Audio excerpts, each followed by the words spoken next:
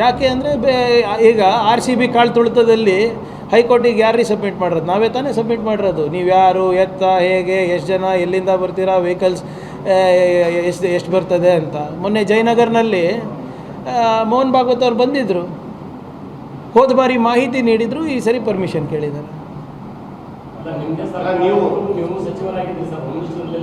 ಅಯ್ಯೋ ಹಿರೇಮಠವ್ರೆ, ನನಗೆ ಗೊತ್ತಿರಲಿಲ್ಲ. ಚಿತ್ತಾಪುರ್ನಲ್ಲಿ ಯಾವಾಗ ಅವ್ರದ್ದು ಇದು ನೋಡಿದ್ರೆ ಗೊತ್ತು. ನಾನೇನು ಎಲ್ಲರ ಥರ ಸೌಜನ್ಯದಿಂದ ಅವ್ರು ಮನವಿ ಮಾಡ್ಕೋತಾರೆ, ಪ್ರಾರ್ಥನೆ ಮಾಡ್ಕೋತಾರೆ ಸರ್ಕಾರಕ್ಕೆ ಅಂತ, ಇನ್ಫಾರ್ಮೇಷನ್ ಕೊಡ್ತಾರಂತೆ. ಈಗ ಇನ್ಫಾರ್ಮೇಷನ್ ಕೊಡೋದು ಸರಿನಾ? ನೀವೇ ಹೇಳಿ. ಒಂದು ಚಿಕ್ಕ ರಸ್ತೆನಲ್ಲೂ ಕೂಡ ಗಣೇಶವನ್ನು ಕೂಡಿಸಿದ್ರೆ ಆ ಮಿತ್ರ ಮಂಡಳಿದವ್ರು ಪರ್ಮಿಷನ್ ಕೇಳ್ತಾರೆ.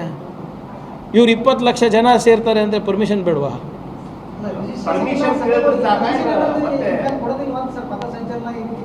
ನೋಡಿ ಇವರೇ, ಸಣ್ಣ ಪುಟ್ಟ ಫಂಕ್ಷನಿಗೆ ನಾವು ಹೆಂಗೆ ಅಡ್ಡಿಪಡಿಸೋಕ್ಕಾಗ್ತದೆ? ಯಾಕೆ ನೀವು ಈಗ ಬೇರೆ ಸಂದರ್ಭದಲ್ಲಿ ಎಲ್ಲಿ ಹಬ್ಬ ಹುಣ್ಣಿ ಇದ್ದಾಗ ನೀವು ಎಲ್ಲರೂ ಆಚರಣೆ ಮಾಡ್ಕೊಂಡಿರ್ತೀವೋ, ಅದಕ್ಕೆಲ್ಲ ಅವಶ್ಯಕತೆ ಇಲ್ಲ.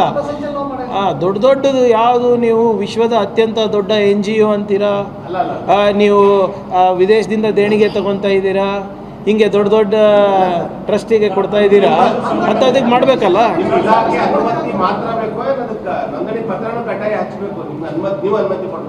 ನೋಡಿ, ಯಾರಾನ ನಮಗೆ ಪರ್ಮಿಷನ್ ಕೇಳಬೇಕಂದ್ರೆ ಒಂದು ಮಾನದಂಡ ನಾವು ಕೋರ್ಟಿಗೆ ಸಬ್ಮಿಟ್ ಮಾಡಿದ್ದೀವಿ.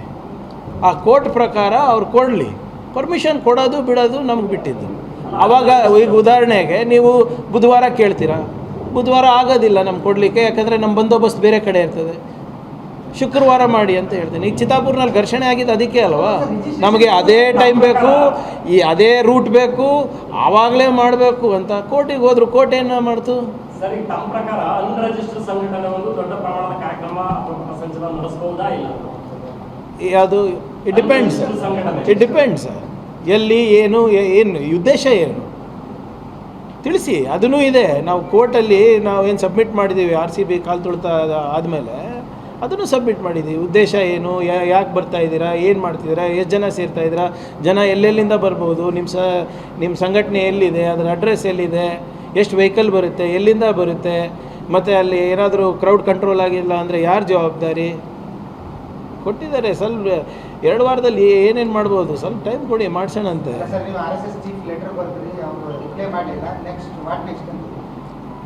ಆಗಿತ್ತು sir. Why are in so Hari, Abhi picture ಬಾಕಿ ಹೇ. ಈಗ ನಾನಿರ್ಬೋದು, ಅವರಿರ್ಬೋದು, ಇವರೇ ಎಲ್ಲರೂ ಕೂಡ ಕಾನೂನಿಗೆ ತಲೆ ಬಾಗಲೇಬೇಕಾ? ನಾನು ಪತ್ರ ಬರೆದಿದ್ದೀನಿ. 100 ವರ್ಷದ ಎಲ್ಲೋ ಕಾಗದಲ್ಲಿ ಇಲ್ಲಿ ಇರ್ಬೋದು, ಹುಡುಕ್ತಾ ಇರ್ತಾರೆ. ಈಗ ಪಾಪ ಪಾಕಿಸ್ತಾನ ಬಗ್ಗೆ ಮಾತಾಡ್ತಾರೆ, ಆರ್ಥಿಕ ವ್ಯವಸ್ಥೆ ಬಗ್ಗೆ ಮಾತಾಡ್ತಾರೆ, ರಾಮ ಮಂದಿರ ಬಗ್ಗೆ ಮಾತಾಡೋದಿಲ್ಲ, ಅವ್ರ ಅಸ್ತಿತ್ವದ ಬಗ್ಗೆ ಮಾತಾಡೋದಿಲ್ಲ. ಸಿಂಪಲ್ ಕ್ವೆಶ್ಚನ್ ಕೇಳ್ತಾ ಇದ್ದೀನಿ ಸರ್. 52 ವರ್ಷ ಯಾಕ್ರಿ ನೀವು ಬಾವುಟ ಆರಿಸಿಲ್ಲ, ಸಂವಿಧಾನ ಯಾಕೆ ಬೇಡ ಅಂದಿಲ್ಲ, ಯಾಕೆ ಒಂದೇ ಸಮಾಜದವ್ರು ಮಾತ್ರ ನಿಮ್ಮ ಸರ್ಸಂಚಾಲಕ ಆಗ್ತಾರೆ, ಯಾಕೆ ನಿಮ್ಮ ಮಹಿಳೆಯರಂದರೆ ನಿಮಗೆ ಇಷ್ಟ, ಅವರ ಸಂಘಟನೆಯಲ್ಲಿ ಪಾಲ್ಗೊಳ್ಳೋಕ್ಕಾಗೋದಿಲ್ಲ, ನೋಂದಣಿಯಲ್ಲಿದೆ, ಅಷ್ಟೇ ಕೇಳ್ತಾ ಇದ್ದೀನಿ.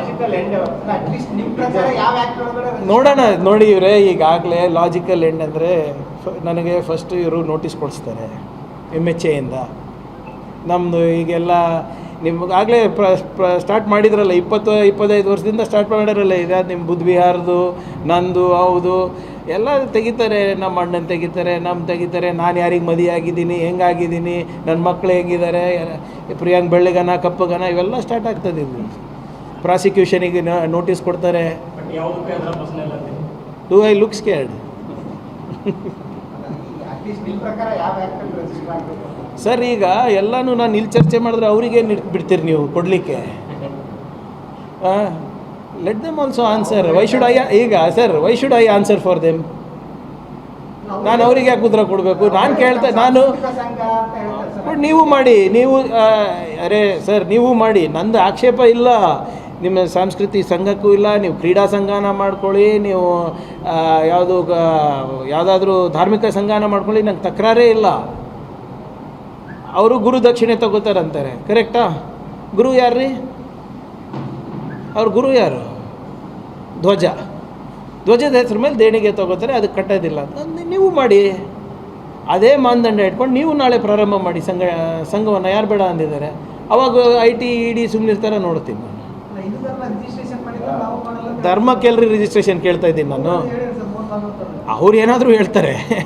ಇಲ್ಲ, ನಾ ಅದಕ್ಕೆ ಅಲ್ಲ ನೋಡಿ, ಅವರ ಚಮಚಗಳಿಗೆ ಪ್ರವಚನ ಕೊಡೋದಲ್ಲ, ಎದುರ ಬಿದ್ರ ಕುಂತು ನಿಮ್ಮ ಲಾಯರ್ಸಿಗೆ ಕಳಿಸಿ, ನಾವು ನಮ್ಮ ಲಾಯರ್ಸಿಗೆ ಕಳಿಸ್ತೀವಿ. Legal status I am asking, constitutional status asking. ಇವ್ರು ಯಾರು ಧರ್ಮದ ರಕ್ಷಣೆ ಮಾಡೋಕ್ಕೆ? ಹಿಂದೂ ಧರ್ಮ 3000 ವರ್ಷದಿಂದ ಇದೆ, ಇವ್ರು ಹುಟ್ಟು 100 ವರ್ಷ ಆಗಿಲ್ಲ. ಅದು ರಿಜಿಸ್ಟ್ರೇಷನ್ ಆಗಿತ್ತಾ? 3,000 ವರ್ಷದಿಂದ ರಿಜಿಸ್ಟ್ರೇಷನ್ ಆಗಿತ್ತಾ? ಈಗ ಬ್ರಹ್ಮ ಸಮಾಜ ಎಲ್ಲನೂ ಇವೆಲ್ಲನೂ ಬ್ರಿಟಿಷ್ ಕಾಲದಿಂದ ನಡ್ಕೊಂಡು ಬಂದಿರೋ ಸಂಘಟನೆ. ಅವ್ರು ಹೆಂಗ್ರಿ ರಿಜಿಸ್ಟರ್ ಆದರು? ಯಾವುದು ಸರ್? ಆಯತುಲ್ಲಾ ಖಮೇನಿ ಹ್ಞೂ ಅವರು ಡೆತ್ ಆದಾಗ ಶ್ರದ್ಧಾಂಜಲಿ ಮಾಡಿದ್ರೆ ದೇಶದ್ರೋಹಿಗಳು ಅಂತ ಇದ್ರು. ಅವರ ಅಂತ್ಯ ಸಂಸ್ಕಾರದಲ್ಲಿ the government of India